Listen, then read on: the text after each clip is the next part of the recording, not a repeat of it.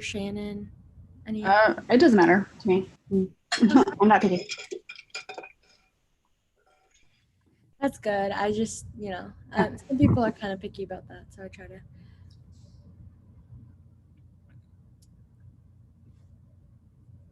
All right.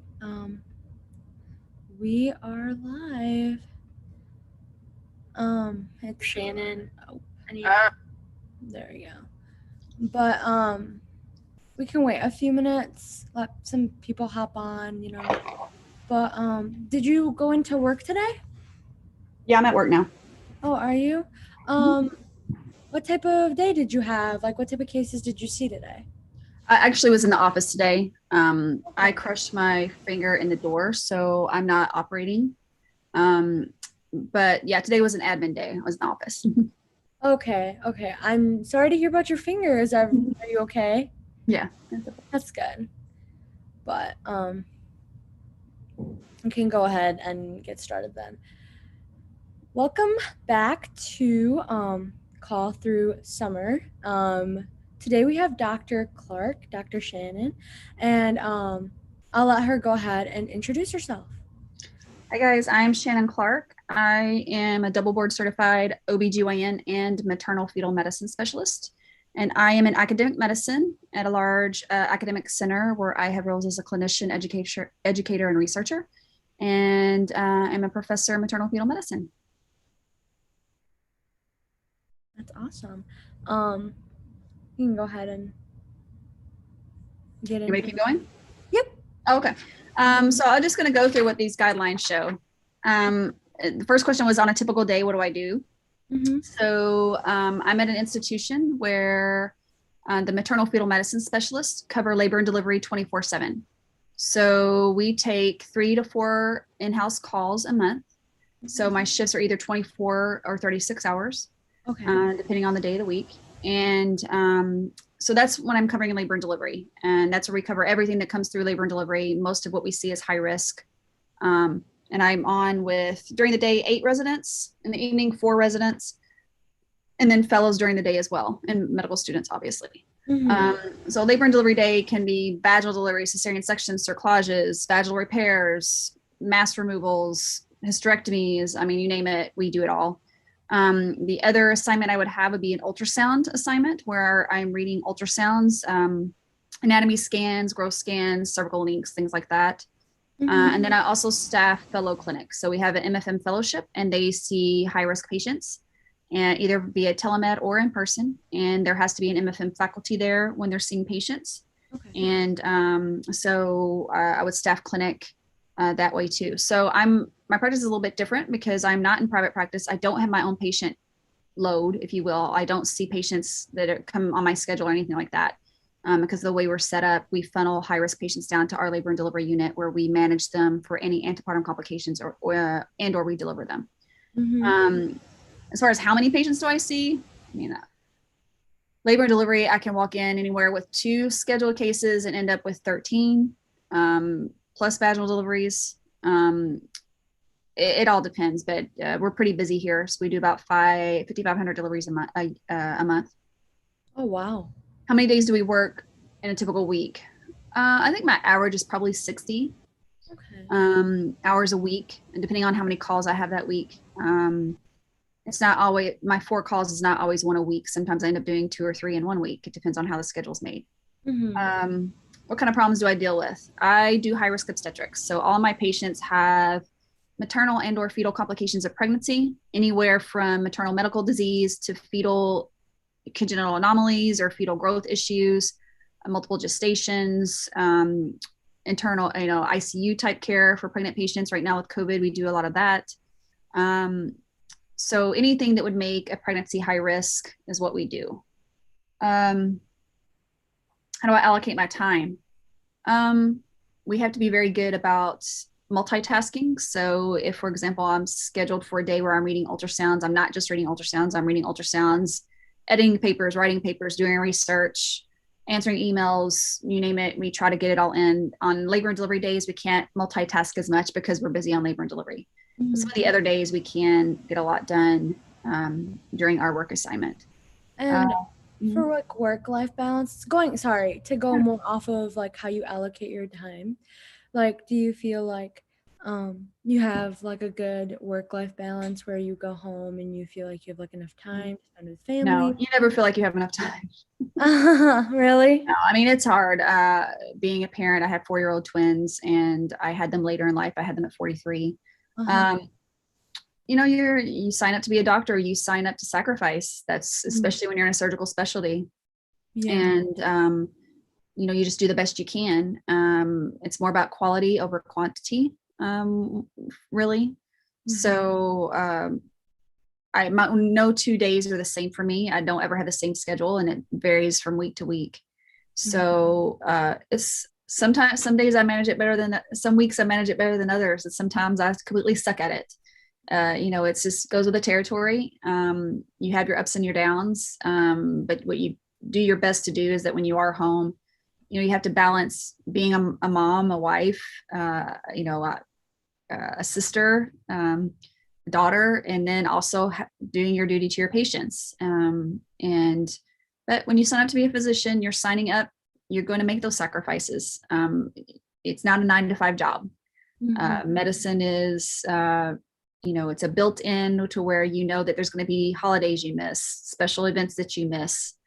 But the upside is that you're in a career that you love, and my patients mean a lot to me. So that is the upside, is the rewards I get for doing the job that I do. So it's hard. It's never going to be easy, and I know that. I just try to do the best I can. Yeah. Yeah. That must be hard. Man. But I guess that's like the decisions you have to make when you choose your specialty. And but yeah, you can just keep going down that list. Okay. That was very good. Yeah. How does technology play a role? So, my patients are pregnant, so we don't do a lot of CT scans and x-rays unless they're indicated, but if they're indicated, you do them. You can't not work someone adequately because for the sake of the pregnancy, the mom comes first. So if we need to do a CT scan, we'll do a CT scan. If we need to do an x-ray, we'll do an x-ray.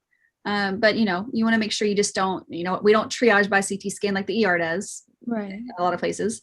We got to, we make sure that it's the right decision, and it's indicated, and it's going to change our management depending on the outcome. So, you obviously have to make sure that you're doing any kind of radiology or thing like that for a good reason. Right.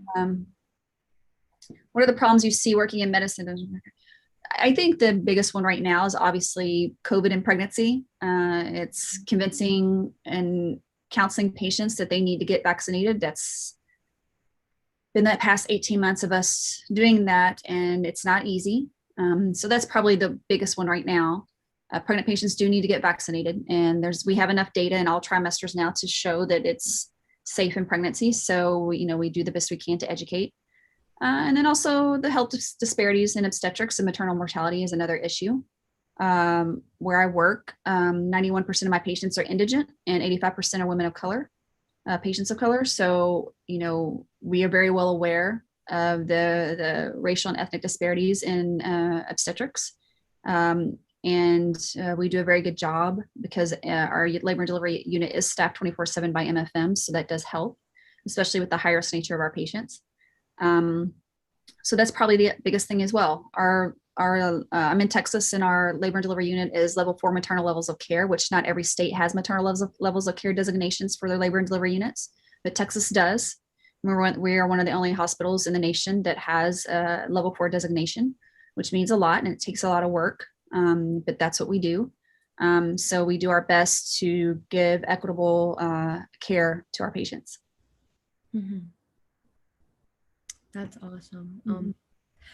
I feel like I'm really glad that you brought up the recognizing the disparities in medicine. I feel like that's a big topic and a big thing that's been going on lately. And we've been addressing it a lot more, and I think it's good to bring awareness to that topic as well. So I'm really glad you brushed up on it. But let me see if you have any questions.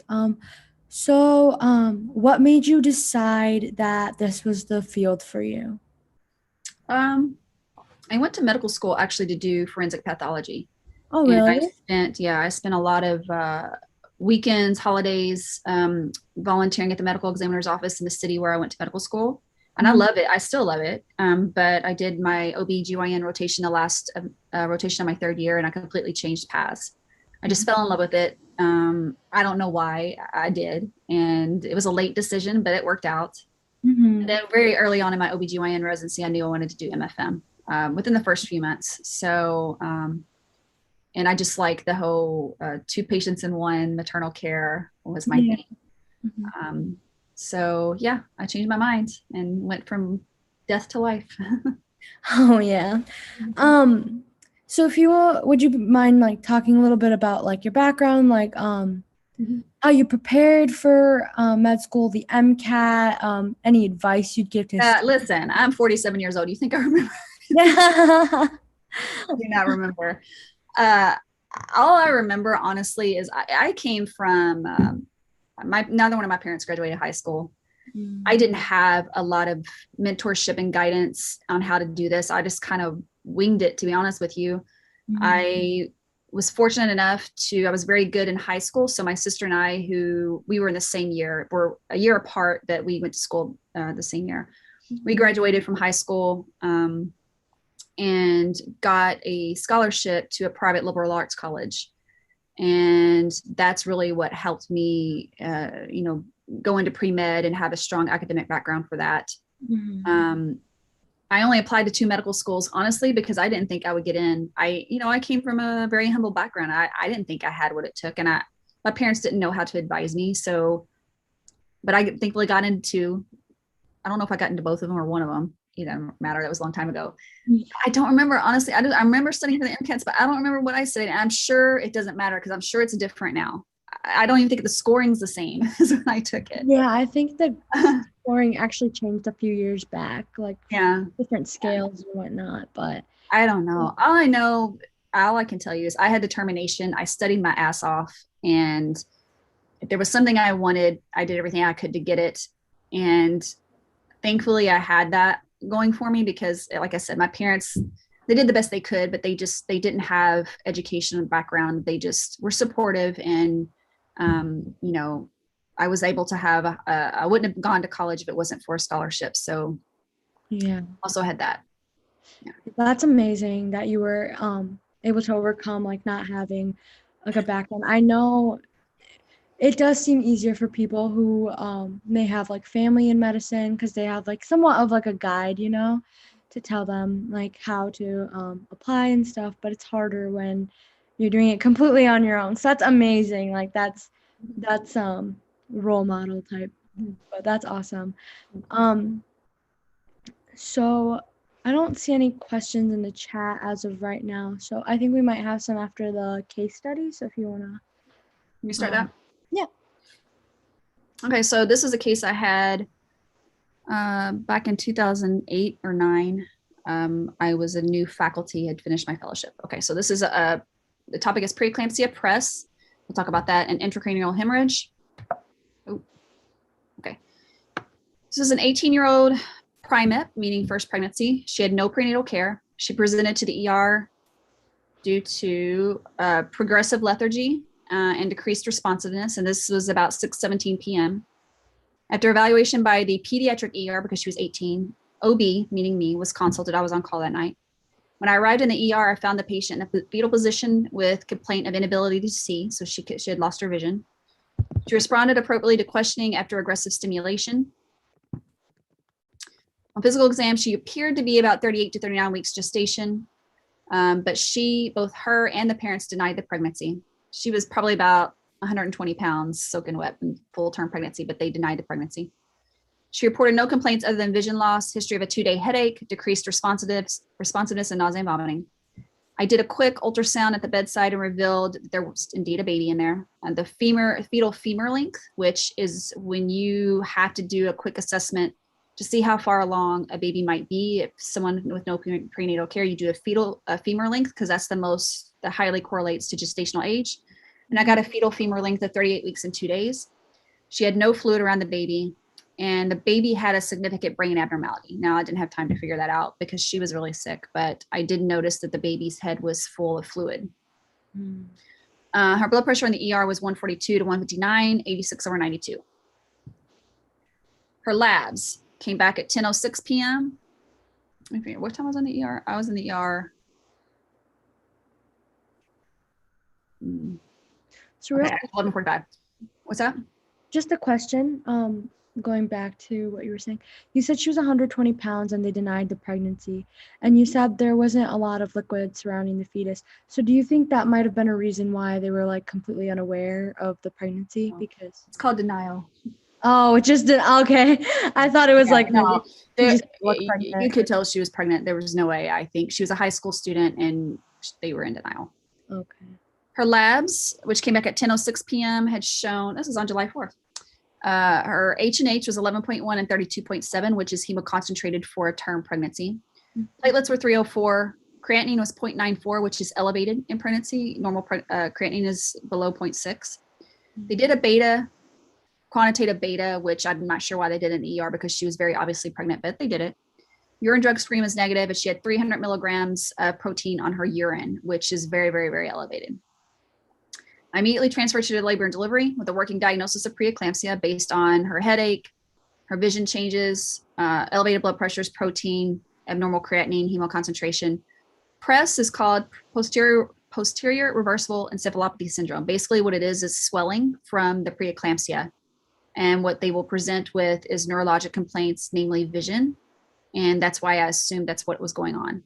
As soon as we got her to labor and delivery, we bolstered her with magnesium sulfate, which is for seizure prophylaxis, is one of the immediate things you have to do. Checked her cervix. She was 80% effaced, and the baby was floating in the pelvis.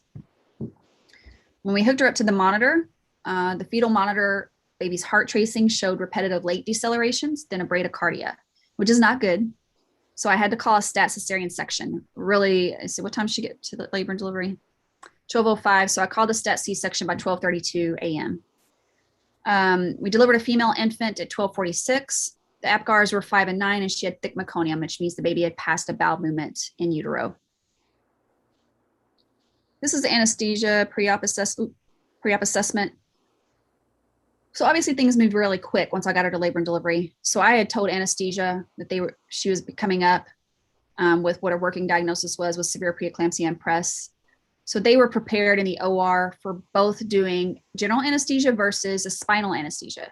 Spinal or regional anesthesia is preferred in pregnancy because you don't want to put the patient to sleep if you don't have to, because if you put the patient to sleep, the baby will be born depressed because it gets the same medications. So we did attempt to do, this is their pre-op assessment. This is just right, 18-year-old female. This is from anesthesia. No prenatal care, somnolent, answering questions appropriately, acutely blind, nausea and vomiting, no neural imaging available. So whenever you have someone with neuro symptoms, especially pregnant and preeclamptic, you have to worry that there's something going on neurologically, but more than likely it's PRES. It's not anything more acute like a head bleed, but it could be. So after evaluating her, our differential diagnosis is PRES, subarachnoid hemorrhage, and preeclampsia, which you could see they kind of overlap a lot. And then once we got her to the OR, hold on a second. She was positioned in a sitting position and prepped and draped in a sterile fashion.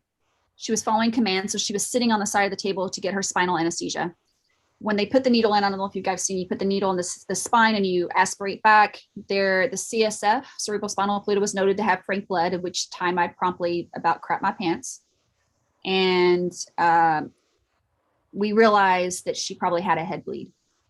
Thankfully, the anesthesiologist I had on was an OB anesthesiologist that was on with me, and he was very well seasoned and was prepared for that. Although whenever you do regional anesthesia with someone with a head bleed, you always have to worry about making it worse or causing herniation. She did not have that, thank God. Thank goodness. We delivered the baby really quickly. We were in the OR for only 30 minutes top max. And she went straight from the OR to the CT for neuroimaging. This is her CT scan. The right is on my left. You can see she has bilateral intraventricular head bleed with midline shift to the right. This was after she went to the neuro ICU and had the shunt placed. And that was to relieve the intracranial hemorrhage. You could see the tip of it on one side. Mm-hmm. And this was, I think this is post-op day 12. As you can see, she's having some changes there. This posterior change in the back of the brain is probably from press. The other ones around the ventricles is probably from the head bleed, but you could see she has no longer any more intraventricular hemorrhage. Mm-hmm. So basically, from a neurosurgery events, if you remember, I delivered the baby at what, 12:30? Yeah, I think so. No, I was out of the OR at 1 o'clock. They were consulted as soon as we saw, I was in the CT scanner when we realized it was a head bleed. I called them from the CT. And she went straight from the CT to the neuro ICU. Her blood pressure by then was 200/100. They did a ventriculostomy, and intraparenchymal hemorrhage was 3.8 by 2.2 centimeters at the level of the left caudate nucleus with intraventricular extension and 5 millimeter left to right midline shift. She was obtunded, left gaze preference with hemi-neglect, localization to painful stimuli on the left arm. They put in an A-line, intubated her, and did a ventriculostomy placement by 2:20 a.m. So all that happened in under 2 hours, essentially. Sounds like a really rough night for her. Yeah. She got blood pressure management with a cardine drip, and then they put her onto PO meds over time. I think she was in the hospital for about 12 days. They removed the ventriculostomy on post-op day 4. They did put in an LP shunt. She was discharged home on post-op day 5. When they saw her back at 3 months, she had no headache, intact neural exam, completely neurologically intact. She had no sequelae from what happened. Oh, that's the same one, I think. Now about the baby, that wasn't the baby. Yeah, about the baby. So the initial diagnosis or thought was that the baby had schizencephaly. Schizencephaly is just an abnormal migration of the neurons in the brain, but that's not ultimately what it was. What had happened is there was an in utero vascular accident that caused, so the brain was fully formed, and it was deformed by a vascular accident, likely from the carotids, because it was both hemispheres of the brain. So all the baby essentially had was the brain stem. There were no hemispheres of the brain that were intact. It was all, it had all deformed and liquefied. So, okay.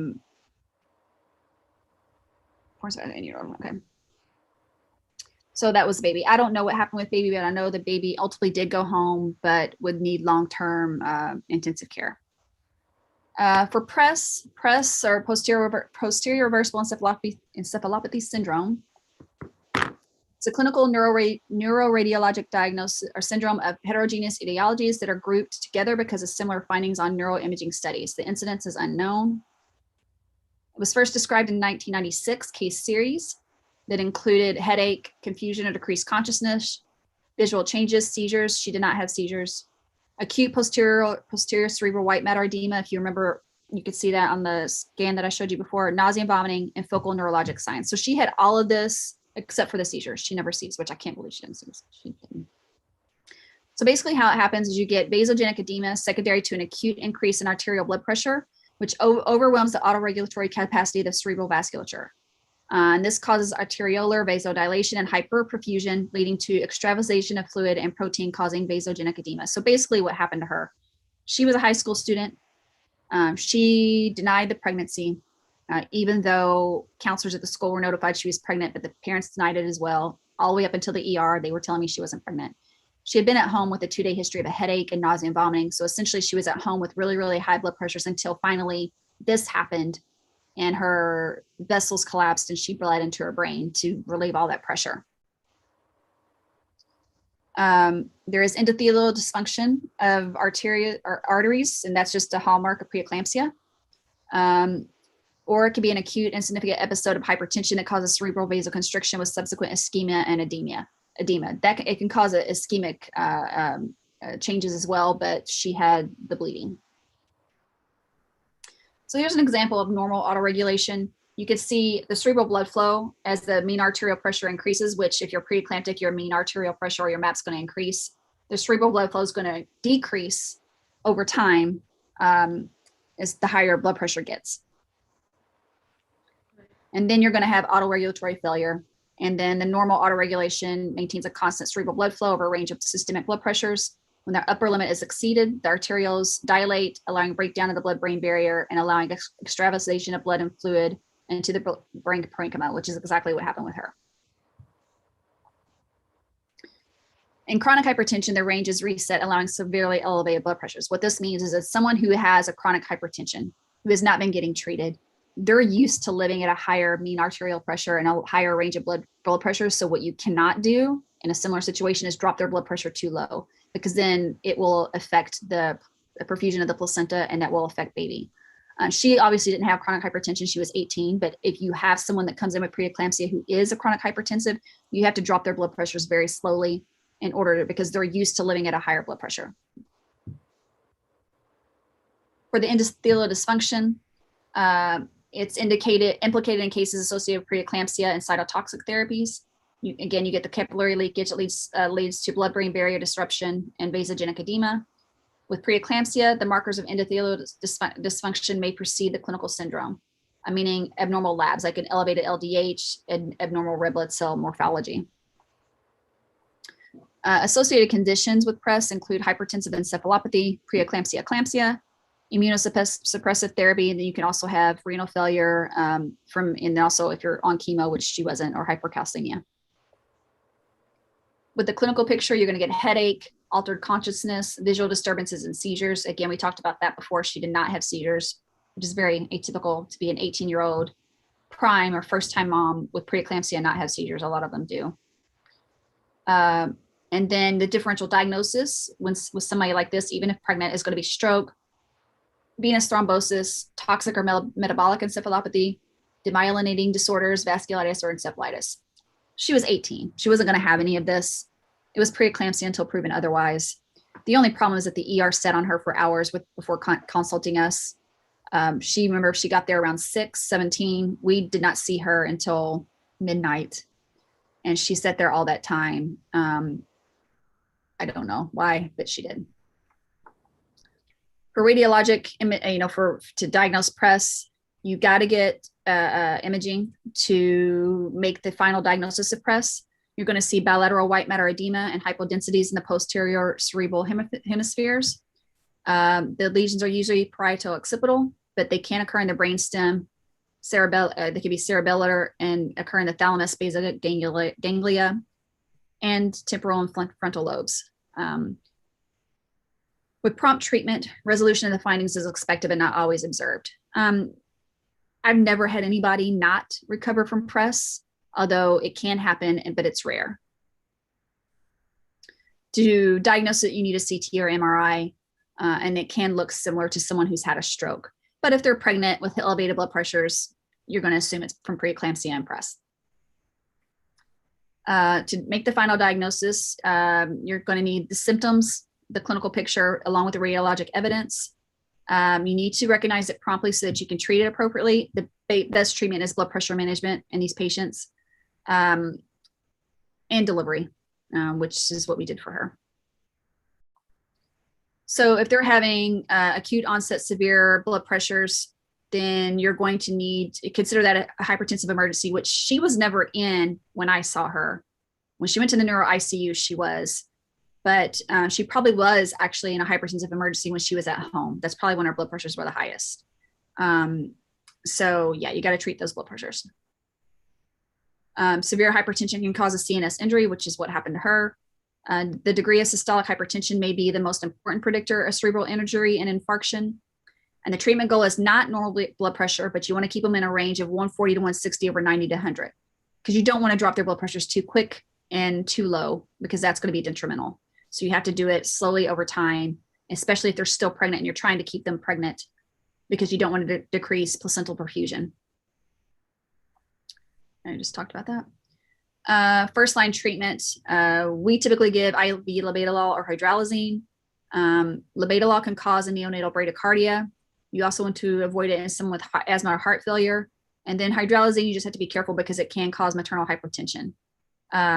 You can also give 200 milligrams of labetalol PO and repeat if needed. We usually do some a calcium channel blocker PO if we don't have IV access. And then I won't go over all this. This is just the protocol we use for We need to use IV meds to bring down the blood pressure for labetalol and hydralazine.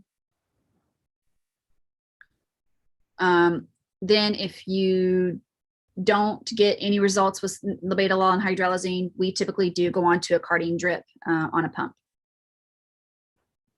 For prognosis, most cases of press are reversible in days to weeks with removal of the inciting factor and treatment of the blood pressure.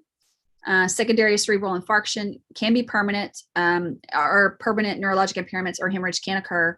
Mortality rate can reach up to 15%. I have not seen, knock on wood, I've never had a patient die from press, but that's because we see this and we're a high risk unit here. But I could see how that could happen out in the community with people who don't recognize it.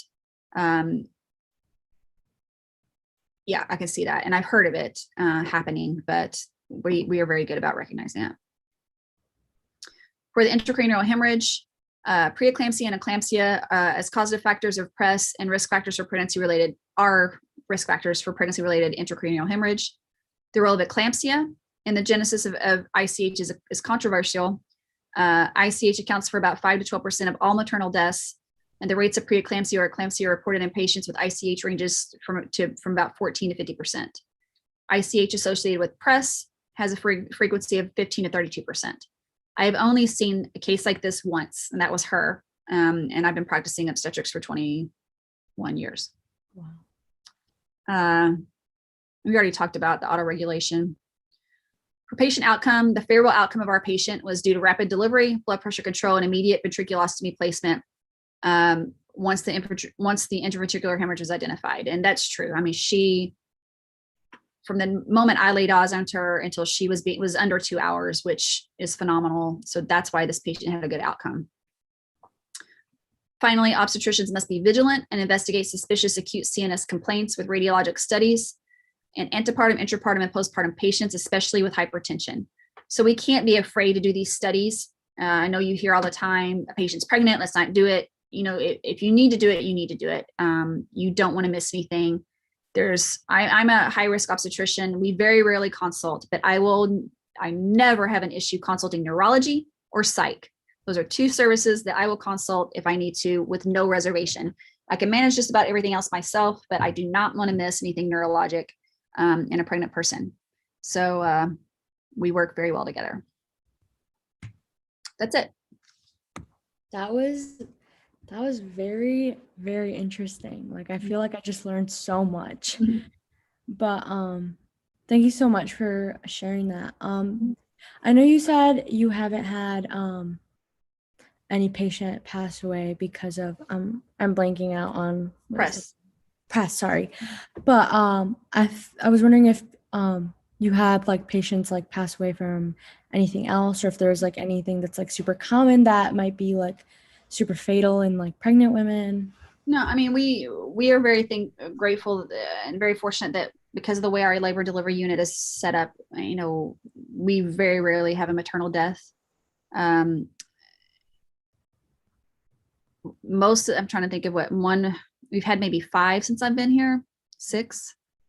Most of them have been transfers from other hospitals to us after they've been sick.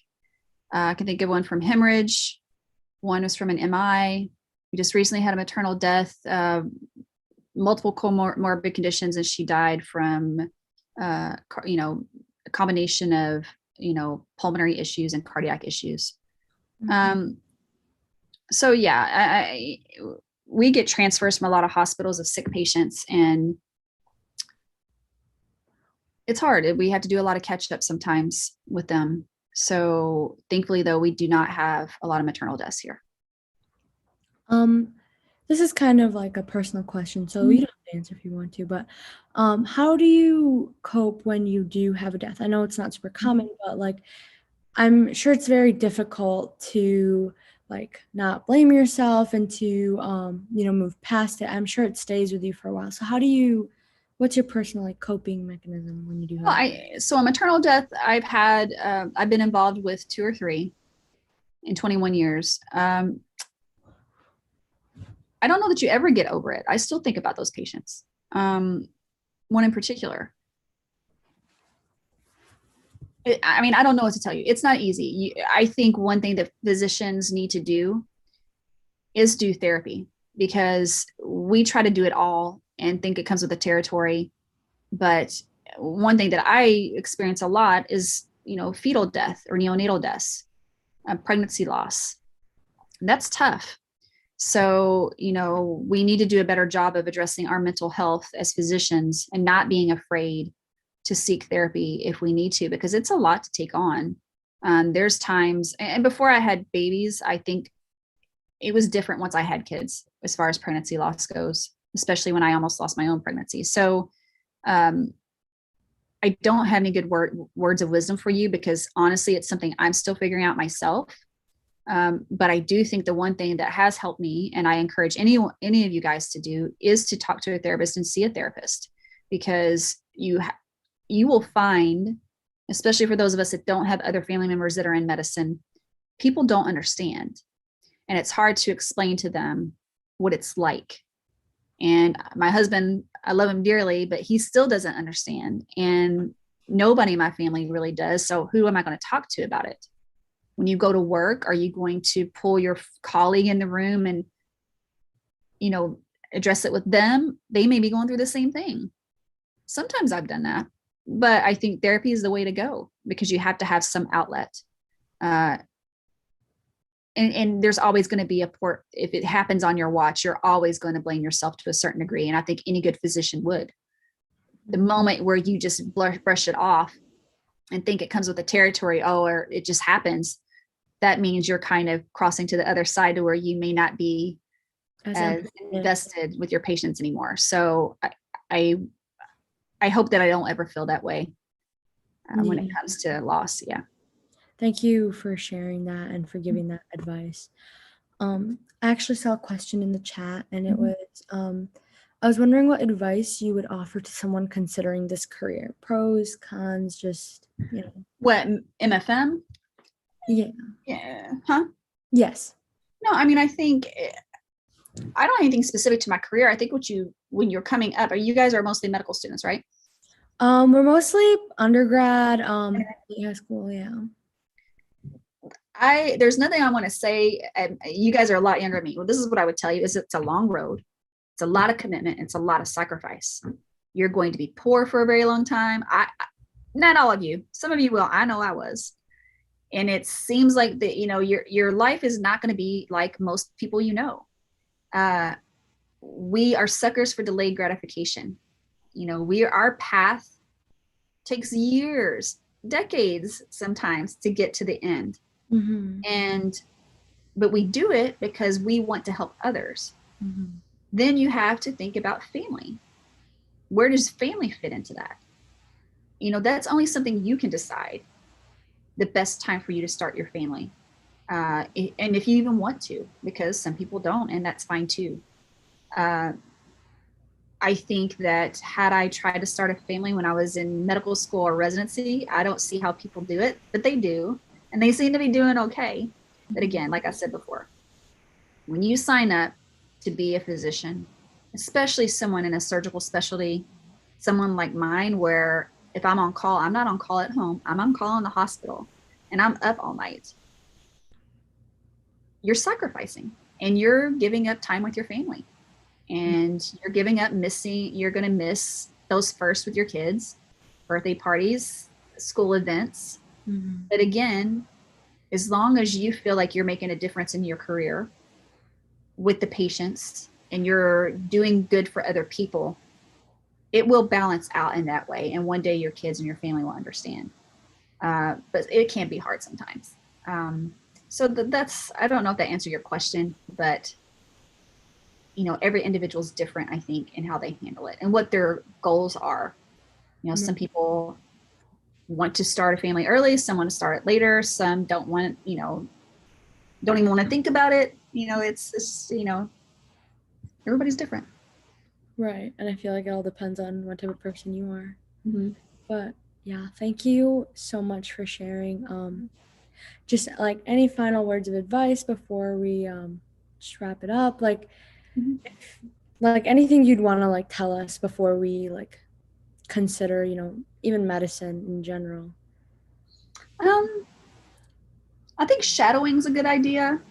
shadowing people to see what their life is like, but it's still only going to give you a glimpse. I just think, if it's something that you want, don't be discouraged. There were plenty of times where I wanted to quit. Obviously, I didn't. You're going to have your ups and your downs, but I think, if it's something you really want, the day that a patient tells you you made a difference in your life, it'll make it all worth it. And it's very rewarding. You just have to be sure that you care and you want to do better for people. That's why we should be there. That's why we're there. We're there to do better for people. If that's not why you're going into medicine, then don't do it. I mean, you have to have an innate sense of wanting to make someone else's life better at the sacrifice of your own sometimes. That's probably like the best advice I've heard. So thank you so much for sharing. I really appreciate you taking your time out to talk to all of us. And we are all so very thankful for your advice, for that amazing case study. Like, I can't even imagine what she went through, but that was a lot. But thank you again. Is there any social media that you'd maybe want to talk about, like to follow or anything? Yeah, I mean, my two main accounts are Babies After 35 on Instagram, and then I'm TikTok Baby Doc on TikTok. Yeah, so guys, go follow, go check it out. Probably some very amazing content, just like, so go ahead and check that out. Again, thank you so much. But if you guys make sure you guys write a 3 to 4 sentence summary about today's session, and then go ahead and send it to our email. You can find the guidelines on our Instagram bio, so go ahead and check that out so we can get you guys a certificate for your attendance. So thank you again so much, and I hope you guys